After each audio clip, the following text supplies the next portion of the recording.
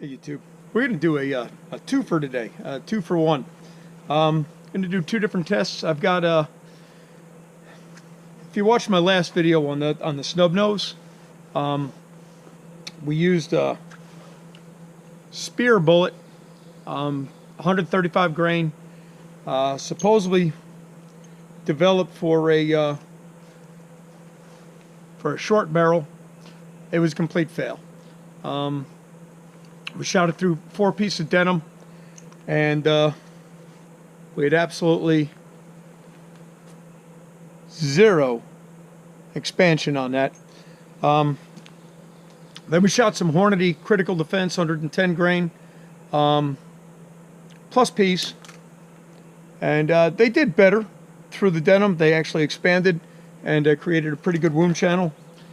And I talked about filling the cavity up with RTV on the 135 grain Speer. It's a plus P round. We're gonna shoot that through 4 pieces of denim.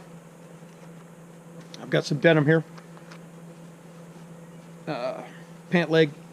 I don't know if it makes any difference whether it's blue or brown. It happens to be brown. And I had another fella ask me, Christopher, about another test that I did. I did a test using the Sub-X, Hornady Sub-X 190 grain out of a pistol. It's traveling at about 1,000 feet per second out of the 8-inch barrel. You're getting about 1,050 feet per second out of a 16-inch barrel. He was talking about using it for hunting, and I had suggested maybe shooting it through a piece of leather. I have a old beekeeping glove here. I've been stung several times utilizing these gloves. They got some holes in them and stuff, so I'm going to go ahead and shoot that 190 grain out of the pistol through that. So with that being said, without any further ado, we're going to go ahead and cue up our other camera and see if I can pick a spot out here. This already has 3 holes in it. It's really a pain in the butt to melt down and redo, so I'm going to try and pick out a spot for our 190 grain right there, and I think I'm going to try and stick that plus P round right there in that bottom corner. Let's see what we can do with that.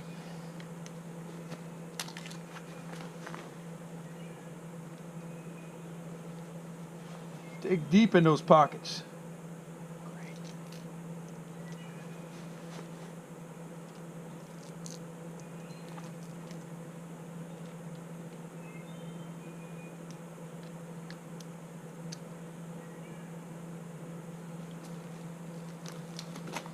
Now, this is a plus P round. This is a plus P round. I don't know if this pistol is rated for plus P or not. This is an old Rossi from back in the 80s. It may blow up on me. We're going to give it a shot. Let's see what it does.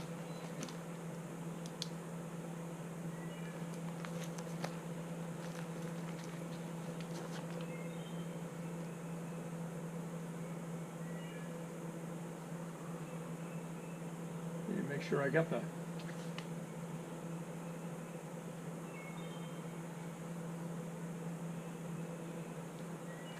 There we go. That may stay there. And, oh, don't forget your safety glasses.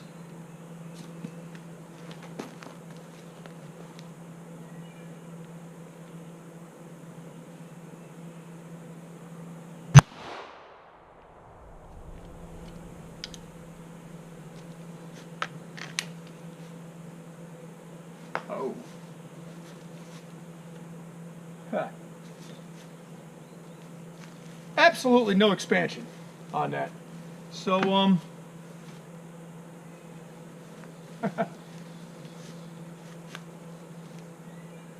that was a complete and utter fail once again. Maybe I'll have to try those out of my 357 and see how they do. And we're going to try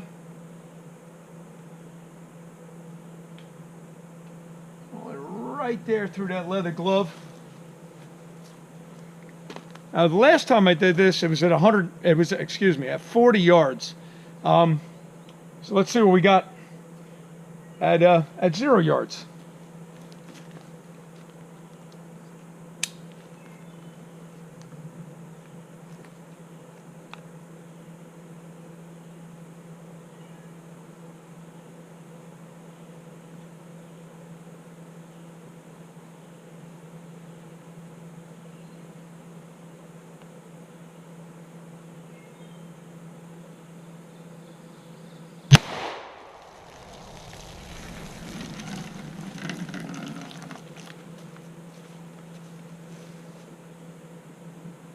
There you have it.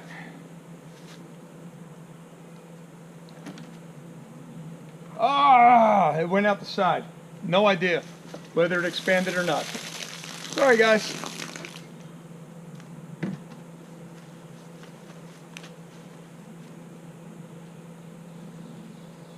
Yeah, it went right out the side. Tell you what we're going to do. We're going to try that again. Looks like it's got a nice clean hole through the leather right there. Let's go right down the middle of this. See if we can capture this bullet.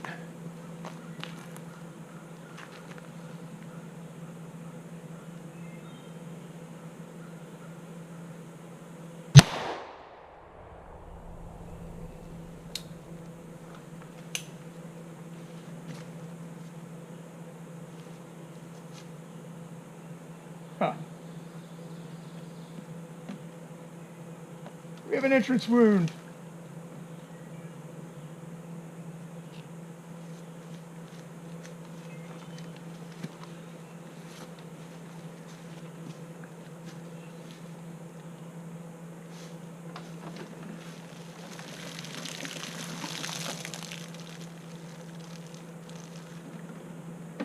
And we have a bullet. Now, whether it expanded in the ballistic gel or whether it expanded in the water jug, I could not tell you, but that's pretty good. That's pretty good expansion. When completed through 16 inches of ballistic gel,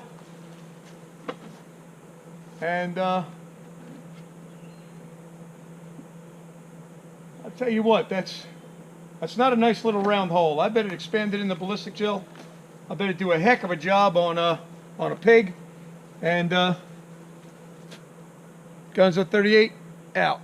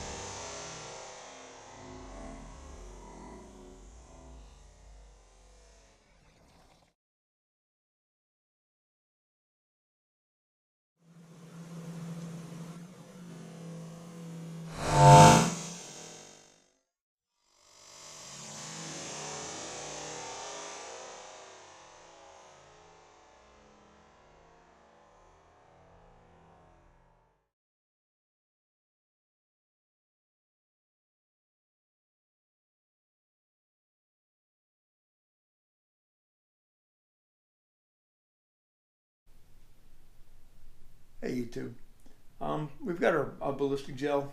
We actually did 2 tests. We were testing the 135 grain Speer gold dot. You can see that in the ballistic gel right there. It failed to open.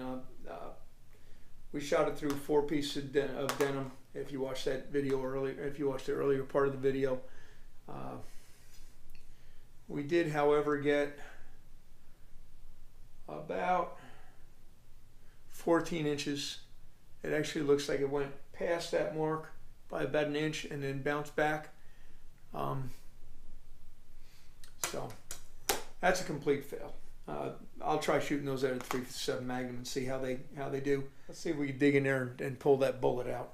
And I'll get this gel ripped apart and melt it down for the next video. We're gonna go straight down into the gel right there, just like that. And see if we can grab that bullet.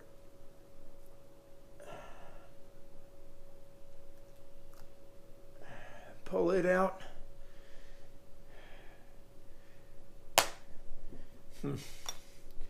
I could load that and shoot that one again. It had absolutely no expansion, no deformation of any kind. That's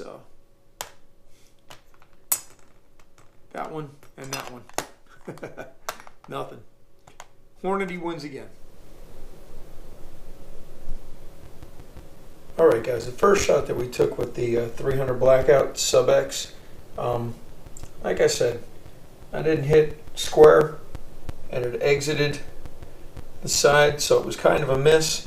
But I went ahead and cut it open with a knife, and you can see we started to get expansion at about 1.5 inches. Now looking down inside there, I don't know if you see that or not, there's a little piece of lead, piece of copper jacket right there. So that definitely started to expand.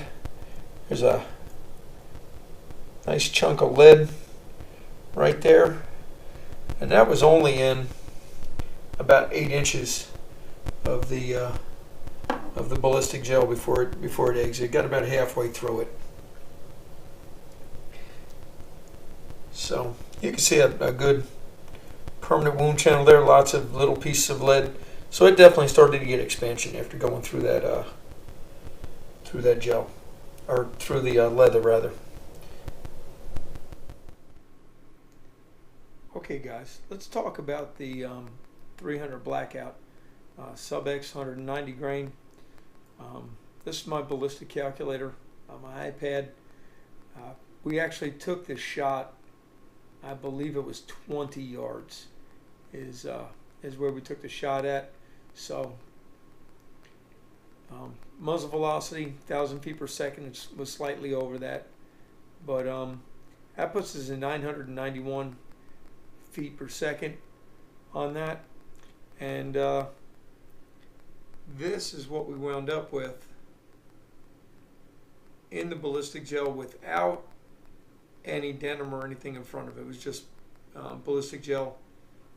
It actually caught the bullet. It actually trapped that bullet. It did not make it through the 16 inches of ballistic gel.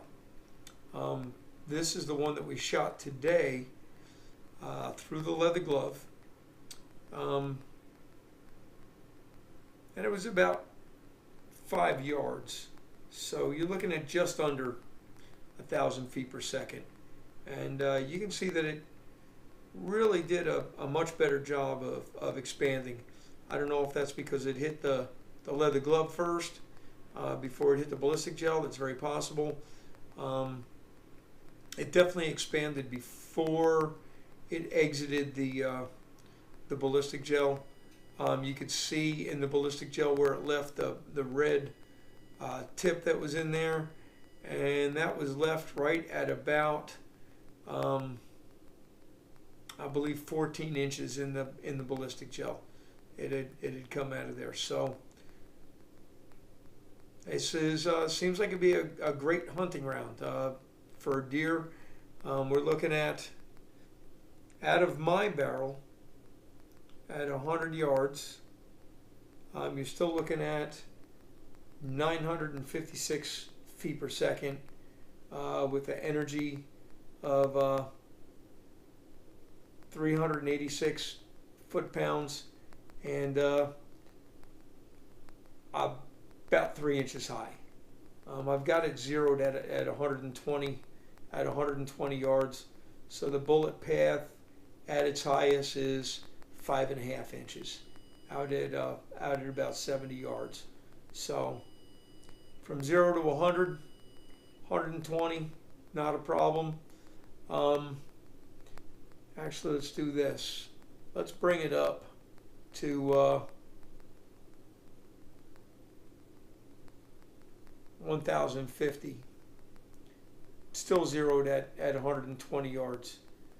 Done. Calculate. Now my sight is about 2.7 inches above the center of the barrel. So now we're looking at zeroed at about 15 yards. Less than 5 inches of climb, and 120 yards is zero, and 4 inches low out at 140. I mean, if you can't hit a deer with that, then maybe you should be trying something else. And we still have 979 out at 140 yards, and muzzle energy is 405 foot-pounds. I mean, that's a bunch. That's a bunch. So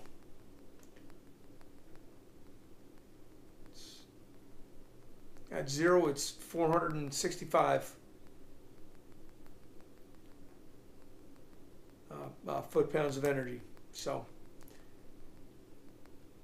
I think this is a great round. I can't wait for Hornady to release these so that we can start loading our own. We might be able to do some better stuff with it. But peace.